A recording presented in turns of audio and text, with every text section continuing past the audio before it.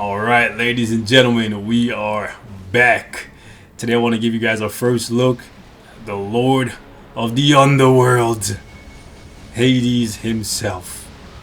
And we're going to run him through a couple different bosses, show you guys how he plays. I am using him with, I would say, the second best CTP for him because of the fact that he is a PvE character. You're going to be using him with one of 3 CTPs, but there are more options available for him. We'll go ahead and see if we can squeeze in another rotation quickly to build up the tier 3. But yeah, primarily you're going to be using Judgment as the 3rd best option, Rage as the 2nd best option, and Competition as the 1st best choice for him. But you could even get away with using an Energy or a Destruction simply because you're canceling everything and proccing on the 3rd skill, right? And you're going to notice he's kind of like Miles Morales, where on his tier 3 rotation is when he really pops off. So you do 2 rotations, and then after you build up the tier 3, then the 3rd rotation, you cancel everything. So you do 5, 4, 2, 1, 3, and then sit in the 3, and then he hits the enemy with that Kamehameha wave if you watch Dragon Ball Z from the sky, and he just makes it rain. It's really, really cool. His basic rotation, let me show you guys. His basic rotation looks kind of lame, and it doesn't hit as hard, but once you get going, it actually it feels nice, right? Not as strong as I would want him to be, but he's still pretty good. So you go 5, 4, 2, 1, 3. Alright, and then on the tier 3 rotation you're going 6. You just cancel everything same way, and you're going to see 3 of him attacking a singular opponent. So that's pretty much his rotation. I was going to show you guys how he performs at 70. It looked decent, but I decided, let me go up to 80, because pretty much everyone that unlocks him will at least get him to 80 right away, if not all the way up to tier 4, because if you are spending 6,600 crystals to unlock him, you should at the very least plan to take him to tier 4 and max him out to get maximum value, right? But I decided, let me show you guys 80, and we're going to keep him with no Odins, just a Rage, which is his 2nd best CTP. But like I said, because you're canceling so many skills, like almost immediately, you could get away with an Energy or a Destruction, but I wouldn't recommend it. I would definitely recommend you go with the Rage. Anyways, let's jump back in and see how he does against some more bosses. Just for this one, I want to see him against some of the bosses first, and then obviously we'll take him into something a bit more challenging. Do we have something against Kang that we can use him on? I have to go down to like 59. Yeah, Alien. Okay, let's go. I will say he's easy to use, and I don't find myself struggling to keep him alive, so I will give them credit on that. All right.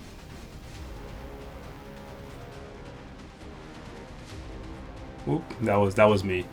His movement speed isn't the greatest, but I think it's probably just because I don't have high movement speed on my cards. Oh, he moved away there. So on the 3rd rotation, you don't want to just see the tier 3 built up and then just use it. That's a bad idea. You want to wait until your other skills are off cooldown and then go ahead and toss it out. I know with some characters, once the tier 3 is built, your first thought is to throw it out and then go right back in. No, don't do that. Because his tier 3, I find, doesn't do as much damage as his 3rd skill. So like on this rotation, we can go ahead and do it. Just because we have the 3rd skill already. If the 3rd skill is ready and the tier 3 is ready, then you could do something cheeky like I did there. But in most cases, you want to wait for the full rotation. Rotation! Shout out to my Naruto guys out there. Y'all already know. Let's see what else we got. Let's go against Mama Jean. I think this one, I haven't played Jean forever, so I don't have really high levels unlocked. So I think we got to go all the way down to 24. But we're just going to do the full circuit. Yeah, okay, we're going to go against all these bosses. And then once we tier 4 him, then we'll do full circuit against all of the Legend Pluses. Alright. Let's do the thing. Let's do the thing. What are you gonna do, Mama Jean? Are you gonna dash? Okay. Nope. I hate when she does this one. It wastes so much more time.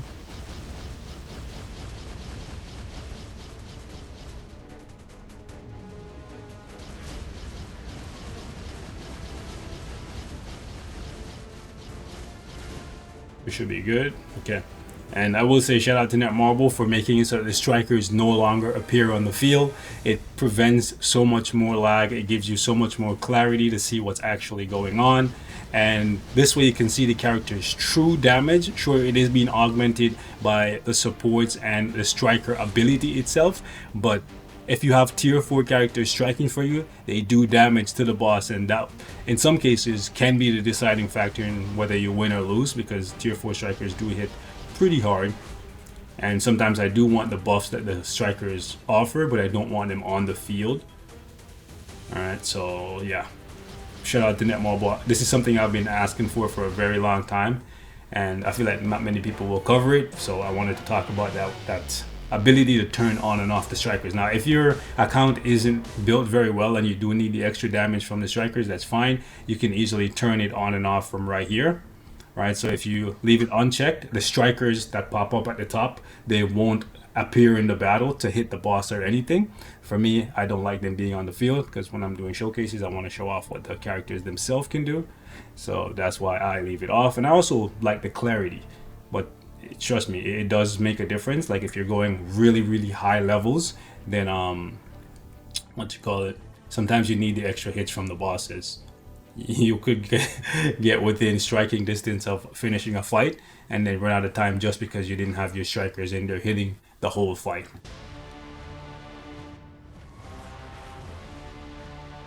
Alright. See how much damage we do against King.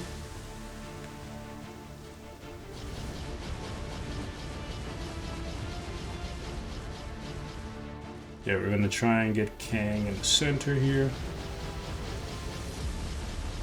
You see the level of difference the tier 3 buff makes? It's almost as if like the tier 3 skill is giving him like extra damage to boss types or accumulation or something like that, but he has accumulation on his 5th skill. It's just crazy how much of a difference the tier 3 rotation makes. Well, for one, you get the hits from the tier 3, right? Which is one of the perks of having cancelable skills. It's one of the things that makes us complain about Hercules, because his skills are not cancelable. Like having the ability to cancel not 1, not 2, but 3 of your skills and then have them hitting the boss at the same time. Chaining all 3 of those together is absolutely fantastic. It's funny seeing him on this stage here, because he does look like a Shakespearean version of Apocalypse. Like in an alternate reality, this would be Apocalypse, you know? Like if his skin it wasn't blue and shit, like it's so funny. Anyways.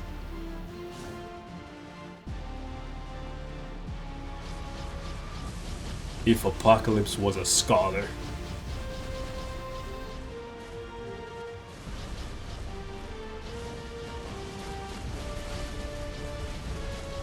Alright, so we're gonna need to pop the tier 3 here. We popped it a little too early.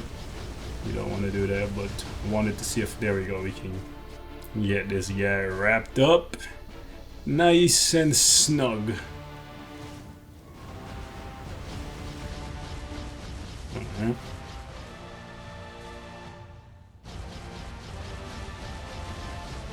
Uh-oh. That was close. We only have 20% damage reduction, which to me is just crazy. Because it's Hades, bro. He should be like super hard to die. Alright, let's go ahead and use that.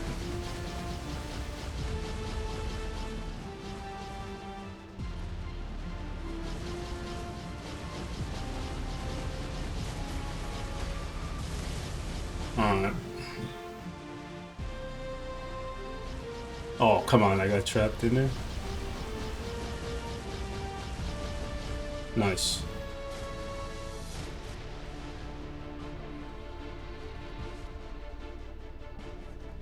Let's go.